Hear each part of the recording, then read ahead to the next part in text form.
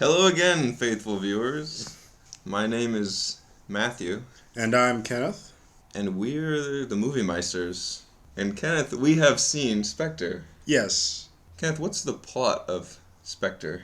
The plot of Spectre is that this ex-Nazi from Inglourious Bastards teams up with Professor Moriarty to take over all of the Secret Service agencies of the world. And Bond has to stop him. But in doing so, he finds out this ex-Nazi is, in fact, his brother. Dun dun dun.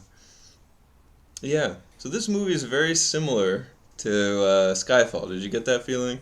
Watching Yes, it yes, a I lot? did, yeah. One of the first things I noticed, so Matt, as I said at the end of our Skyfall review, that film felt like a satisfying conclusion to the Bond series. It was a nice 50th anniversary.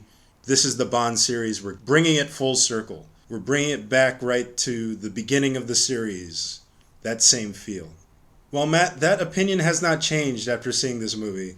While having two or three, I would say even great scenes, I want to say that the overall experience of watching the film, it just fell flat for me. There was clearly a lot of effort put into this movie. The actors are all doing a very good job. The action scenes, there's a lot going on in them. There's clearly a lot of money put into them.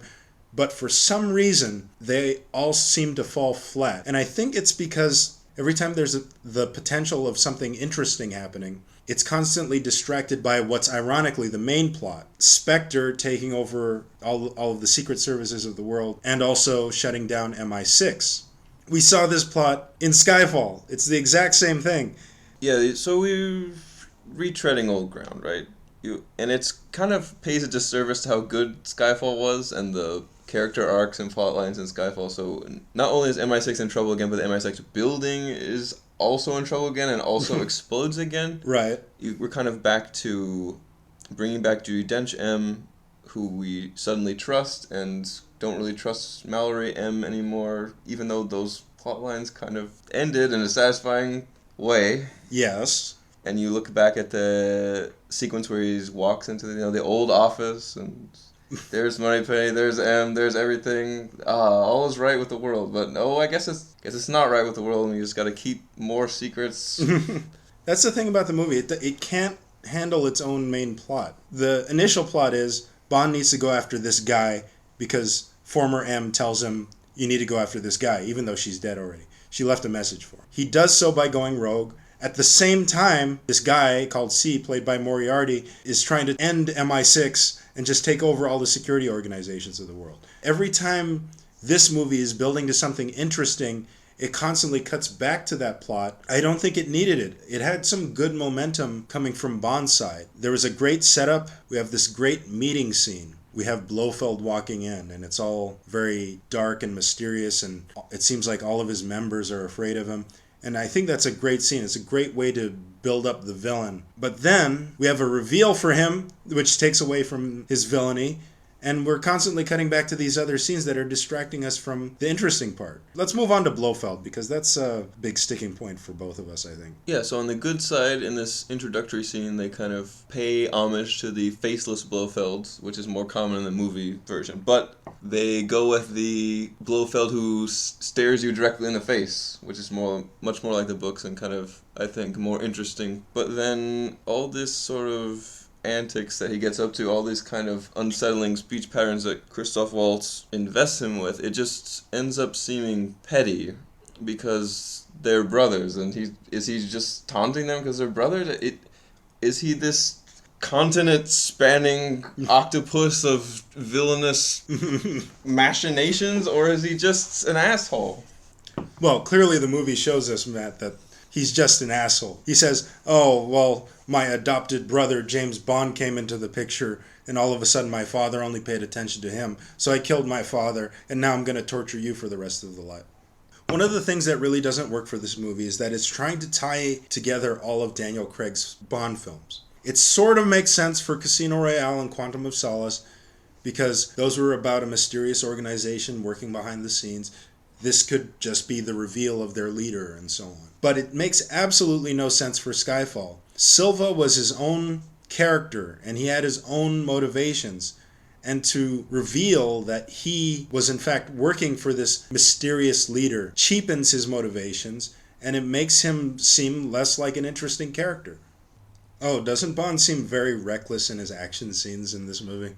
You open up, I think it starts off really well. You get this long shot staying on Bond, being just extremely suave and competent, deadly, casually strolling across rooftops, assembling a sniper rifle to shoot somebody. Very good. But then he goes into this long, explosion-filled helicopter, civilian-threatening action sequence to chase after some guy, and we really don't understand why he's doing any of that. Right. I guess it's supposed to show us that's how desperate he is to figure out this organization, but it's odd. Yeah, and see, that's not the only action scene either where we have that sort of thing. There's a chase scene where he's saving the daughter of Mr. White, and because she gets kidnapped by the evil organization. They're in cars, he's in an airplane, and in order to save her, he starts shooting at the car that has her in it. He starts crashing the plane and into all the various cars, and if he miscalculates, he could very easily hit the car that she's in. It doesn't make sense what he's trying to do with these action scenes, and that's part of the problem. And that's what Skyfall did really well. They establish in the opening scene of Skyfall, this guy killed one of your friends,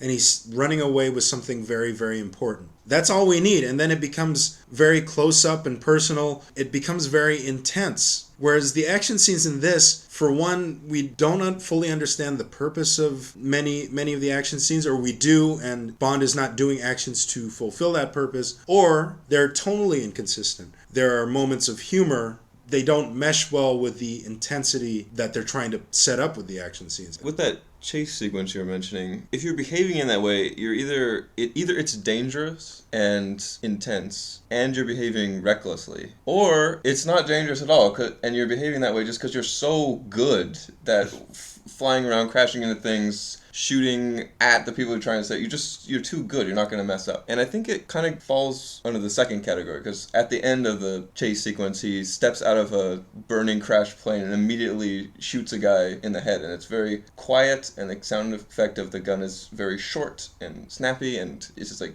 boop, you're dead. It's like he's putting a little cap on it, like, and I'm just going to step out of this plane and shoot you in the face. Okay. James Bond, professional killing automaton, as portrayed by Daniel Craig. Yeah. James Bond can be campy and funny, can be someone you really sympathize with, this suspense type of deal going on. But it needs to be something. Right. It feels very Jason Bourne-ish, kind of getting into the bad old days of Daniel Craig that I did not like. Yeah, this is bringing back some flashbacks of Quantum of Solace, definitely. Once again, it's very easy to just compare this film to Skyfall because it's the same director, same writers, same everything. It falls flat next to that movie because the action scenes in that movie are intense. We know the stakes of everything that's going to happen, and Bond is doing things to try to stop the bad thing from happening. And there are some lighthearted moments sprinkled in, but they're there also to kind of supplement the action scene. For example, he jumps on the train and he says, "Open the door," because the lady won't let him in. She lets him in, and then he just makes a wry comment, and then he moves on. But also, she's keeping him from catching Silva, who's on the very train. That's one way it can work together. With this, we've got Bond being chased by Dave Bautista, Fingernails Man, as I think you like to call him. We're constantly cutting back to him chatting with Moneypenny casually about Mr. White and so on. There was one specific shot in this action scene that I remember. It cuts back to Moneypenny. She's opening her fridge, getting like milk or something. And the action music that's been playing as he's being chased by the bad guy is still going on. So it's like you've got this contradiction going on, and it's lessening whatever tension you might be feeling in that scene. And also, why does Spectre send one guy to go after him? He invaded this meeting with this super huge organization that has people everywhere, and they send one guy. Well, I don't mind the one guy thing, and here's my argument. They set the whole good meeting setup also has this tone of being a weird organization based on a strict code of honor among thieves, or at least super reverence for Blofeld. And so the whole thing they're talking about in that scene is who's gonna place this guy and take up his duties. And presumably that involves also killing James Bond, because he's the guy who killed the guy that needs to be replaced. So it seems like it would almost be a thing where it's his job to go kill that guy, and no one else can even help him, or else he's going to get killed himself, right? But I don't think that chase sequence works. And there's even more jokes in it, like he pushes an poor old Italian man around in a car, but it's not funny. It's a perfectly serviceable James Bond joke. Things like that happen all the time in the James Bond movie, but it's so joyless, the whole surrounding circumstances, that you can't really get into it. Right. I like comparing this chase scene, at least in my mind, to the chase scene in For Your Eyes Only, where Roger Moore is driving a little car to escape all the bad guys that are going after him and the Bond girl. The music that's playing, it's not intense. It's exciting. It's exciting because it's very fast music and so on. It's very lighthearted, and that's one way you could have gone with the scene, or you could have gone the other way and just play it straight, play it really intense. I mean, there's a part where Bond is messing with the gadgets. For some reason, it turns on 009's playlist or something. And it's supposed to be, ah ha ha, he likes New York, New York. Yeah, and then Bond quickly turns it off because he hates that music so much, which I don't really get from Daniel Craig's Bond. I feel like he's never displayed a preference for any kind of culture other than alcohol and card games. I don't. This movie has everything going for it, but for some reason, everything seems to be falling flat. Strangely, it seems like with Madeline Swan's character, they're trying to do another Vesper Lynn, Tracy Bond sort of thing, where she is the one. For some reason, that falls completely flat. We don't get much chemistry between Bond and Swan in this movie. And the romance has a weird parallel earlier in the movie to something almost identical that happens with the wife of the guy that Bond killed. And he saves her from the evil Spectre gunman, and then they have sex, and then he says, okay, you're going to off into protective custody, bye-bye. And I guess she dies because those gunmen keep reappearing with Swan, and they find her. Yeah, it's true. Whatever MI6 does is not helpful enough. That's another thing, too. It's like, I saw where everything was going in this movie. Okay, Bond tells Swan, okay, you got to stay in this safe house. I don't want to stay here. All right, I get, okay, maybe you won't stay with Bond ultimately because you don't want to live this kind of life. That's fine. Wait until this whole thing's over, and then you'll be fine. Like clockwork, she gets captured. She gets put in the old MI6 building, and Bond has to save her. Just following these beats, and it's not clicking. Oh, yeah. I did not believe that at all. She's like, oh, wait, hold on. I'm out of the story now. Sorry. Goodbye. Well, I'm sure we'll never see her again. Right. Well, like I was saying, there are some sequences I really like. We talked about the opening shot. I think another really good aspect of this movie, all of these former spies and anti-spies, life that's so corrupting and dangerous that it just destroys everything about you, and then you're just nothing. Part of the plot is that they discover his old radio transmitting station for Spectre, which is in a hotel room that he uses for the anniversary of his honeymoon. It's a nice little insight into how much an organization like that would just take over your life, or even your most intimate relationships are just thoroughly corrupted. It does further cement Spectre as this organization that has its hand in everything, and they know where he is. They're able to find him, even though he's in hiding. The problem is that we didn't have a very good payoff in regards to the villains overall. We did have some good moments, and I do want to talk about Blofeld's lair. Well, before we get on to that, I just want to mention that with Mr. White in the radio room, there's also a little bit where they discover it by James Bond is drunk and talks to a mouse and notices that there's a hole in the wall where there really shouldn't be any. A great little Hardy Boys style spy thing where he pours the beer on the floor and it goes on the wall. And I love that sort of shit. I wish there was more of it. Him talking to the mouse after he's just kind of given up after searching this room, and it's a great little character moment. He points the gun at the mouse and says, "Who are you working for?" That's some fun stuff there.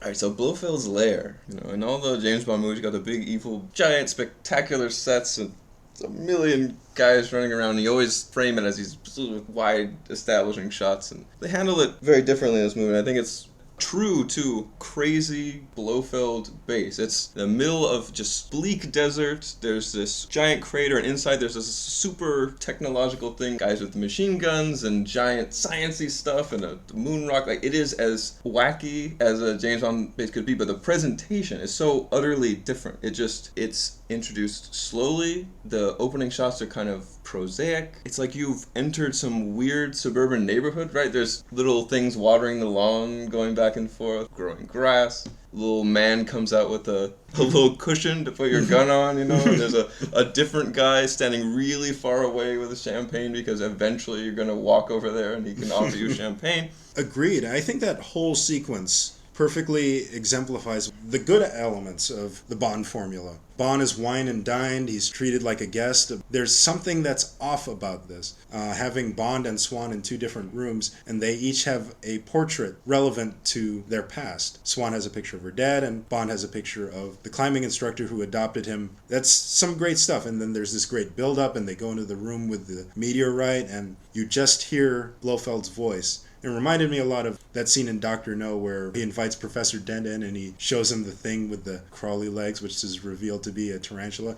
That was some great stuff. There's this great build-up, and Blofeld starts torturing Bond. It's very, very intense. It's all working very well. And then after that, Bond has to escape with his wits, which fits perfectly. But then we have yet another act to the movie. It felt like it was building up to this great conclusion. But no, there's still more. We have to cut back to this plot of C taking over MI6. And so we have to bring Bond's whole team in. So once again, Bond going after a secret organization was enough. This is kind of the same problem I had with Quantum of Solace, where there was this dumb plot about stealing water or something. Throughout this movie, we see Spectre causing all these terrorist attacks all over the place and manipulating policy and so on. That's all we need. We don't need this specific plot about, oh no, they're going to shut down MI6. Again, yeah, we know Madeleine Swan's going to get kidnapped. Bond has to go through the MI6 building, which is going to explode again. Bond has to face his bad guy. M has to face his bad guy. And this movie's already pretty long. So Skyfall and Spectre and Casino Royale, they're all very long Bond movies. With Skyfall and, for the most part, Casino Royale, I did not feel the film's length. This one, I definitely feel its length. Oh, so this might be a weird nitpick, but when you go into that MI6 building that's going to explode, right when he walks in, there's a net. He remembers the net because he has to jump from a high floor, and he sets something up, pays off later. Why is there a net? Yeah, is it like a common thing for construction workers? Yeah, maybe I'm just ignorant of the art and science that is blowing up a building. If you're watching this video, please comment below and let us know if construction or destruction workers use a net. What's going to happen with Blofeld, Kenneth? Oh, yeah. I feel like they didn't really set him up much. They just kind of invented a reason for the previous movies to count as a setup, but then they caught him at the end. So, right. Is he really all that all-pervasive and sinister if you can just set him up and catch him in one movie? He's got to escape, right? Yeah, of course. I tell you, Matt, I could see what's going to happen in the next movie. Blofeld's going to escape. He's going to shoot Madeleine Swan in the head. It's going to be the exact same thing as on Her Majesty's Secret Service, except at the beginning of the movie. And then Bond's going to go on a revenge ride to go after him. He has to come back and be an agent. You know what he should have done is got the helicopter working again, picked up Blofeld with the little landing blades, and then dropped him down a shaft. That would have been perfect. It's an effective strategy. Yes. That is how you beat Blofeld.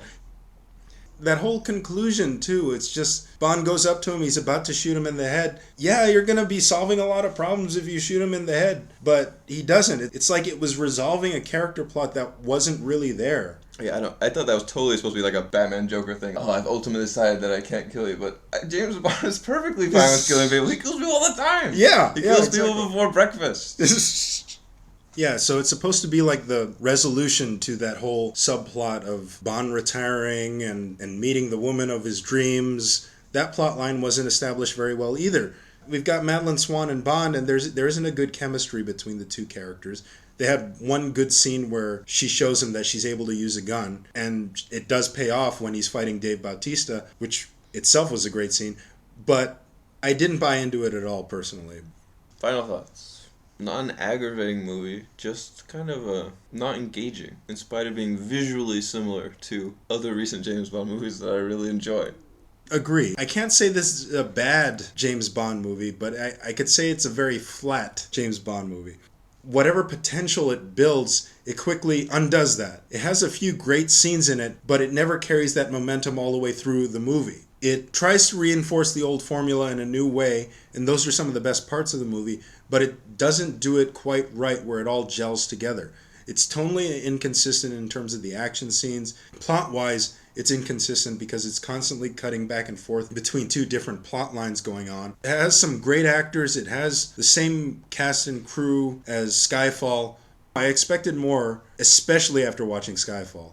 So those are our thoughts on Spectre. My name's Kenneth. I'm Matthew. We are the Movie Meisters saying, cinema is not a slice of life, but a piece of cake. Thanks for watching.